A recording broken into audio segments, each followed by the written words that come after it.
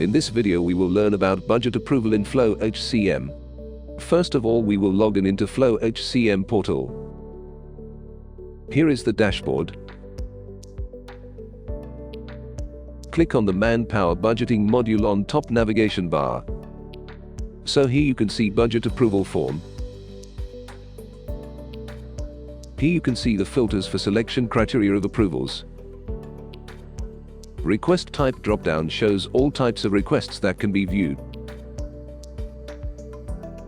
In the grid below you can see a list of requests. Requester details, request type, status and detail of requests can be seen in grid.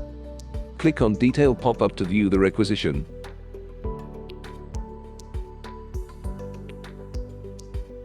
You can either approve or reject any request and enter comments.